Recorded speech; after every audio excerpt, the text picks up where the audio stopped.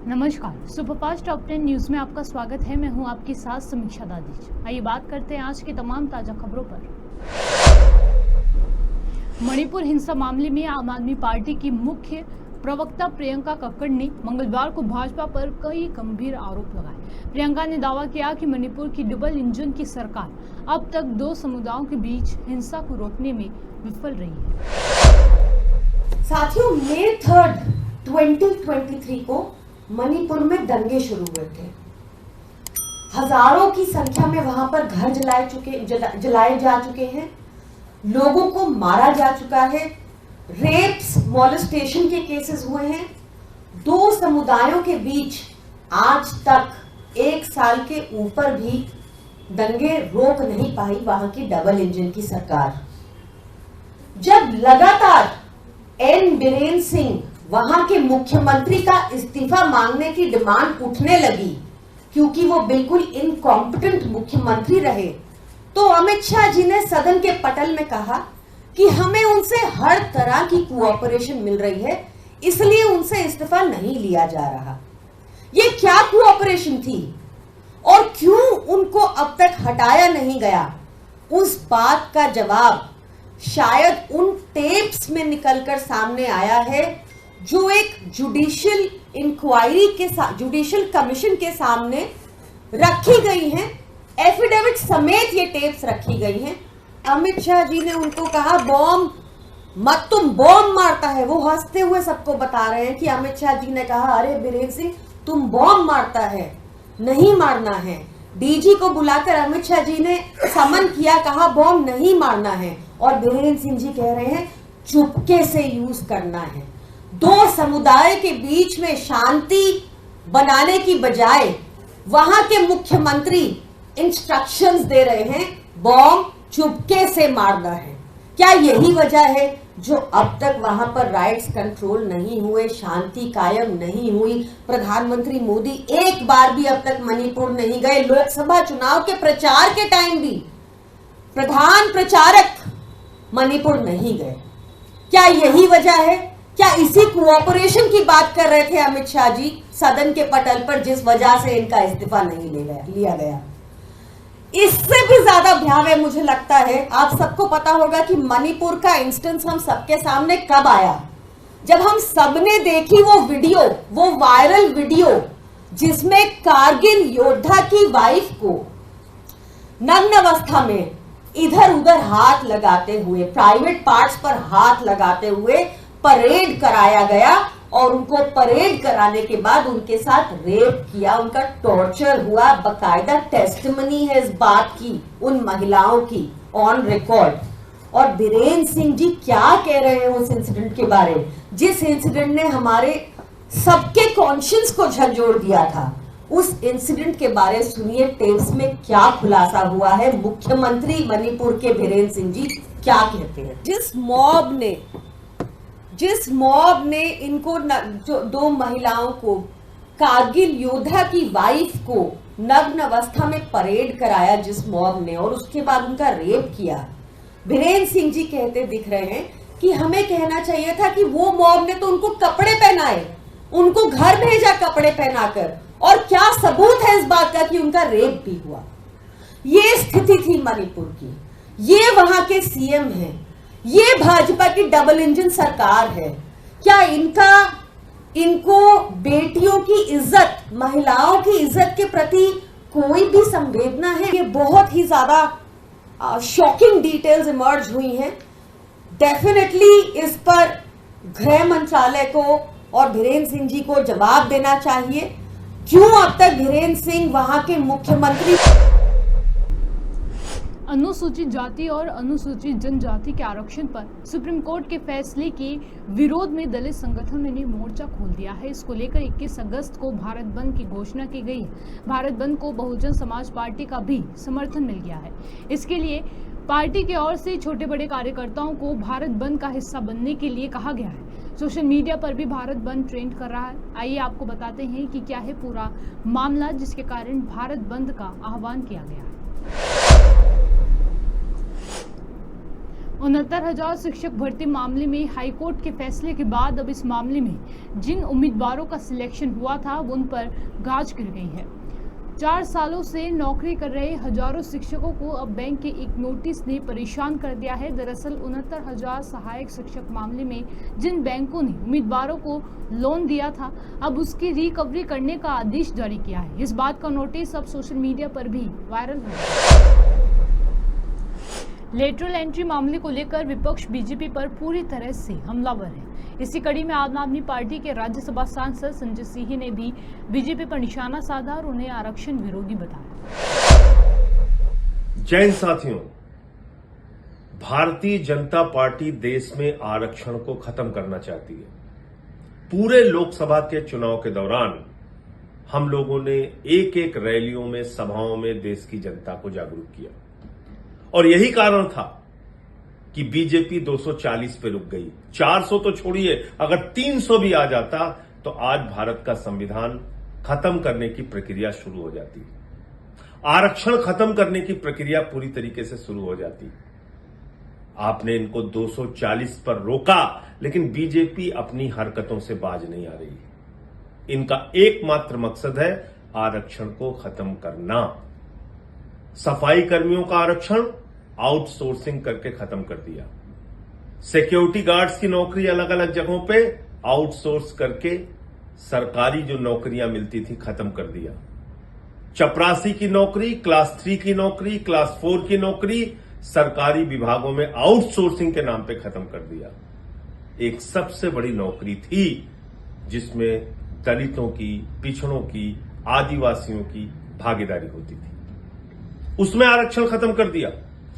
IAS का आरक्षण खत्म, लैटरल एंट्री के जरिए सीधे आईएएस बनाए जाएंगे, ये मोदी का मकसद है।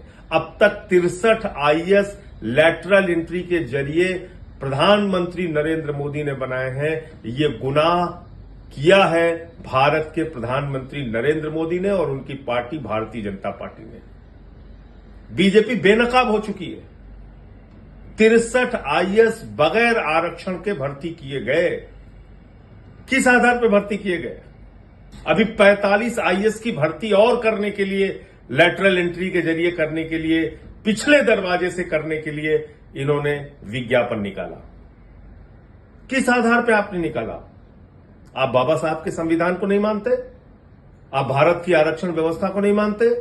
आप देश में आरक्षण को खत्म करना चाहते हैं? दलितों, पिछड़ों, आदिवासियों, अल्पसंख्यकों का हक छीनना चाहते हैं? तो इसलिए जरूरी है जागना, देश को जगाना। आज मजबूरी में आप सब ने इतना हल्ला मचाया, तो मजबूरी में अभी ये पता चल रहा है कि फौरी तौर पे लैटरल एंट्री करने का आदेश रद्द किया जा रहा है। लेकिन सावधान रहिएगा, मकसद है आरक्षण को खत्म करना। और एक एक चीज का हिसाब मांगिएगा। 69,000 शिक्षक भर्ती में क्या हुआ उत्तर प्रदेश में? 18 से 20,000 पिछड़े वर्ग के लोगों की नौकरी मारी गई, जिसमें अब राहत मिली कोर्ट से। क्या हुआ विश्वविद्यालयों के मामले में? देश के 40 केंद्रीय विश्वविद्यालयों में 80%, 90% SC, ST, OBC के और यहां तक कि फिजिकली हैंडीकैप्ड लोगों के आरक्षण के हक मारे गए हैं। वो पद खाली पड़े हुए हैं। तो इसलिए जागिए, लोगों को जगाइए, भाजपा से देश को मुक्त कराइए। जब तक बीजेपी रहेगी, आरक्षण और संविधान खत्म करने का। यूपी के रायबरेली में दलित युवक अर्जुन पारसी की हत्या का मामला तूल पकड़ता जा रहा है। इस मामले में लोकसभा में नेता प्रतिपक्ष राहुल गांधी ने भी अपनी प्रतिक्रिया दी है। मंगलवार को अपने संसदीय क्षेत्र रायबरेली के दौरे के दौरान राहुल गांधी ने कहा कि रायबरेली में गरीब परिवार के साथ न्याय नहीं हुआ। देखिए, यहाँ पे पूरी भीड़ है। ये सारे के सारे लोग जो यहाँ हैं न्याय मांग रहे हैं। क्यों? क्योंकि एक दलित युवा को जान से मारा गया है, धमकाया गया है, पूरे परिवार को धमकाया गया है, एक व्यक्ति को मारा गया है और यहाँ कोई कार्रवाई नहीं हो रही है। जो मास्टरमाइंड है, जिसने करवाया है, उसके खिलाफ कोई कार्रवाई नहीं हो रही है। एसपी यहाँ के मास्टरमाइंड पर कार्रवाई नहीं कर रहे हैं, छोटे छोटे लोगों को पकड़ रहे हैं, इसीलिए यहाँ पे लोग गुस्सा हैं। मैं चाहता हूं कि उत्तर प्रदेश में हर वर्ग की इज्जत हो, हर वर्ग की रिस्पेक्ट हो और न्याय सबको मिले, इसलिए मैं यहाँ आया हूं और हम इस मामले को नहीं छोड़ने वाले हैं। जब तक इस परिवार को न्याय नहीं मिलेगा तब तक हम पीछे नहीं हटने वाले हैं।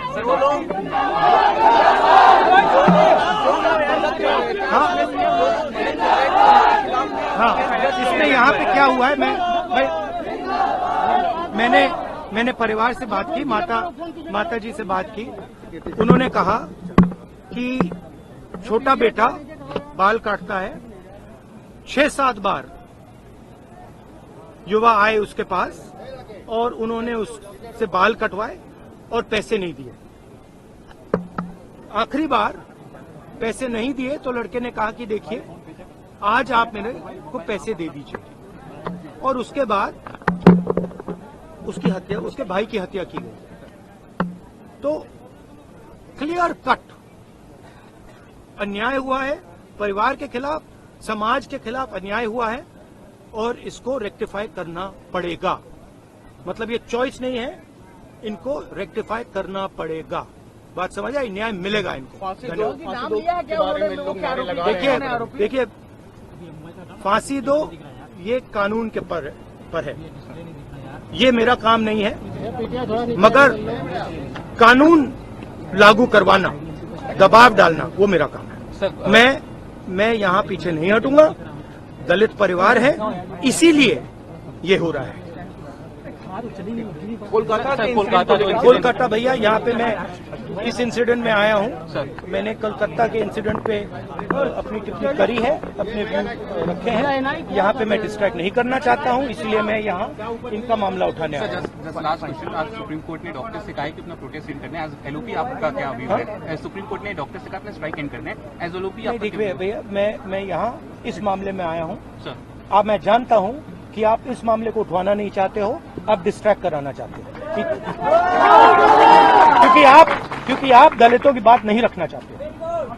सही, आप दलितों की बात नहीं रखना चाहते हो और मैं यहाँ दलितों की रक्षा करने आया हूँ, उनकी बात उठाने आया हूँ।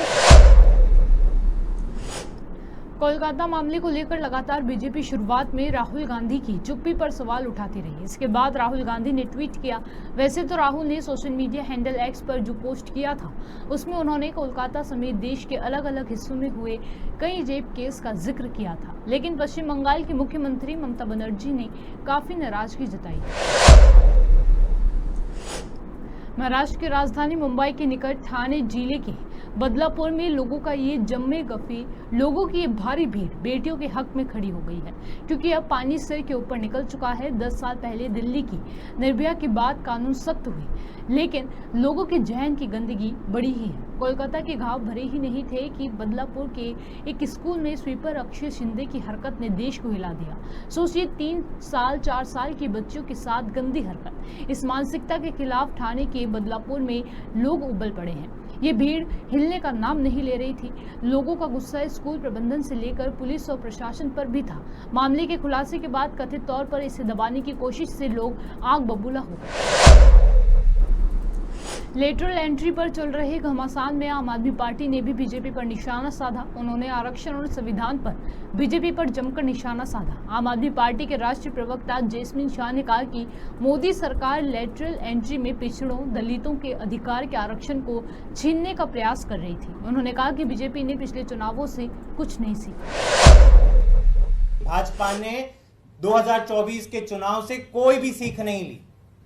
जो काम वो खुलेआम करना चाहते थे, कानून को, संविधान की हत्या कर कर आरक्षण खत्म करना चाहते थे, अब चोर दरवाजे से वो काम करने की कोशिशें की जा रही है। सबसे पहले इसमें जो मुद्दा बाहर निकल कर आया कि बड़ी बड़ी पोजीशंस पर जहां पे आईएएस अधिकारी बैठते हैं, जॉइंट सेक्रेटरी, डायरेक्टर और अंडर सेक्रेटरी की पोजीशंस पर भाजपा की मोदी सरकार एक इश्तिहार निकालती है, विज्ञापन निकालती है, कहती है कि 45 ऐसे पोजीशंस जहां पे लैटरल एंट्री से वो लोगों को लाना चाह रहे हैं, उसमें आरक्षण नहीं होगा। ये बहुत बड़ा काम, बड़ा पाप भाजपा करने जा रही थी, और ये पहली बार नहीं करने जा रही थी। इससे पहले भी कुल 63 ऐसे लैटरल एंट्री पोजीशंस मोदी सरकार ने पिछले 10 सालों में, 2018 में इसकी शुरुआत हुई थी, 2018 से लेकर 2024 के बीच में 63 पोजीशंस लैटरल एंट्री के फिल गए हैं जहां पर आरक्षण है ही नहीं। और 2024 के चुनाव के बाद पहला जब इश्तिहार आता है तो पता चलता है कि आईएएस ऑफिसर की नियुक्ति में भी ये लोग आरक्षण खत्म करना चाहते हैं। आज मैं आप सबके सामने एक और बड़ा खुलासा करना चाहता हूं। अगर भाजपा या मोदी सरकार का कोई भी मंत्री ये कहता है कि नियम कानून हमें ये अलाउ करते हैं कि आरक्षण इन पोजीशंस पे नहीं दी जाए, तो ये सरासर झूठ बोल रहा है। मेरे हाथ में डीओपीटी, जो केंद्र सरकार के अंदर आता है, department of personal and training, उसका एक मेमोरेंडम है 21 नवंबर 2022। अब ये दिलचस्पी से सुनिए, सरकार का आधिकारिक मेमोरेंडम क्या कहता है। ये मेमोरेंडम किस संदर्भ में निकाला गया, सारी मिनिस्ट्रीज को एडवाइस किया गया, और ये था, सब्जेक्ट है reiteration of instructions relating to reservation in temporary appointments. और इसमें जो मुख्य लाइन है वो मैं पढ़ लेता हूं। All the ministries, departments are requested to ensure that reservation of scheduled castes, scheduled tribes, other backward classes shall be made in all temporary appointments which are to last for 45 days or more। मतलब 45 दिन से ज्यादा अगर आप किसी को भी सरकारी नौकरी में रखते हो तो वहां पर आरक्षण देना अनिवार्य है, और अगर कोई भी डिपार्टमेंट या मिनिस्ट्री आरक्षण नहीं देता तो वो कानून का और संविधान का उल्लंघन कर रहा है। भाजपा के प्रवक्ता क्या कहते हैं, अरे साहब ये लैटरल एंट्री तो केवल 3 साल 5 साल तक की सीमित है, ये आजीवन नौकरी की कोई गारंटी नहीं है। लेकिन आपका खुद ये सर्कुलर दिखाता है कि 45 डेज की टेम्पररी अपॉइंटमेंट भी हो तो आपको आरक्षण देना जरूरी है, अनिवार्य है। मतलब आप सरासर झूठ बोल रहे हो। ये बड़ा एक षड्यंत्र रचा जा रहा है कि कैसे एससी, एसटी और ओबीसी। यूक्रेन के कुर्ग पर हमले के बाद रूस आर पार के मोड में आ गया है। रूसी सेना यूक्रेन के पूर्वी शहर पोक्रोवस्क में तेजी से आगे बढ़ रही है, जिसके बाद शहर को रातों रात खाली करना पड़ा है। स्थानीय अधिकारियों ने बताया कि रूसी सेना बेहद तेजी से आगे बढ़ रही थी और लोगों को मंगलवार तक शहर और आसपास के अन्य कस्बों और गांवों को छोड़ने का आदेश दिया गया है। अधिकारियों ने बताया कि लगभग 53,000 लोग अभी भी पोक्रोवस्क में रहते हैं और अपनी जान बचाने के लिए शहर छोड़कर जाने को मजबूर हैं। प्रधानमंत्री के तौर पर नरेंद्र मोदी तीसरी बार अपना कार्यकाल निभा रहे हैं। पिछली 2 सरकारों में बीजेपी पूर्ण बहुमत के साथ सत्ता पर काबिज थी, लेकिन इस बार बीजेपी अकेली सत्ता पर नहीं है। मोदी का परिवार केंद्रीय मंत्रिमंडल के वास्तव में बड़ा हो गया है और इस परिवार में ज्यादा दलों के सदस्य भी जुड़े हैं। पिछले 2 कार्यकालों की बात की जाए तो केंद्र सरकार ने प्रचंड बहुमत की शक्ति का पूरा प्रयोग करते हुए लगभग हर एक बिल को बड़ी ही आसानी से पास करवा लिया, लेकिन तीसरे कार्यकाल में स्थिति बदल गई और कुछ फैसले हैं जिन पर सरकार बैक फुट पर नजर आई। सुपरफास्ट टॉप 10 न्यूज में आज के लिए सिर्फ इतना ही। देश और विदेश की तमाम बड़ी खबरों से जुड़े रहने के लिए देखते रहिए पॉपुलर टीवी। धन्यवाद।